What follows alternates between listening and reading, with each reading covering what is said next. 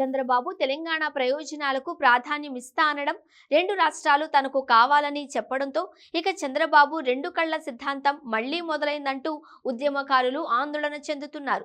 తెలుగు రాష్ట్రాల ముఖ్యమంత్రుల మధ్య చర్చల పేరుతో ఏపీ సీఎం చంద్రబాబు శనివారం హైదరాబాద్లో అడుగుపెట్టిన సందర్భంగా సృష్టించిన హంగామా తెలంగాణ వాదుల్లో మరోసారి ఆందోళన రేకెత్తిస్తోంది. తెలంగాణ ఏర్పడిన తరువాత గత 10 ఏళ్లలో ఎన్నడూ లేని రీతిలో హైదరాబాద్ పసుపుమయమైంది. చంద్రబాబు రాక సందర్భంగా హైదరాబాద్లో కట్టిన పచ్చల హారంపై తెలంగాణ సమాజం భగ్గుమంటోంది. తెలంగాణ రాష్ట్రాన్ని విఫల ప్రయోగం చేయాలని 2015లో కుట్ర పన్నిన చంద్రబాబు వస్తూ ఉండడం తమ ఆందోళనకు ప్రధాన కారణమని తెలంగాణ ఉద్యమకారులు చెబుతున్నారు.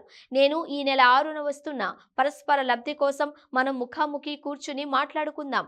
మన సమావేశం రెండు తెలుగు రాష్ట్రాల ప్రజలకు మేలు జరగాలి అని ఈ నెల 1న ఏపీ సీఎం చంద్రబాబు రేవంత్ రెడ్డికి రాసింది నిర్దేశపూర్వక లేఖ అని తెలంగాణ సమాజం అభిప్రాయపడుతోంది. చంద్రబాబు లేఖ అందిన తెల్లారే తమరి రాక మాకెంతో సంతోషం సుమండి అనే రీతిలో రేవంత్ ప్రత్యుత్తరం రాయడంలోని ఆంతర్యం తెలంగాణ సమాజానికి తెలుసునని మాజీ మంత్రి నిరంజన్ రెడ్డి వ్యాఖ్యానించారు.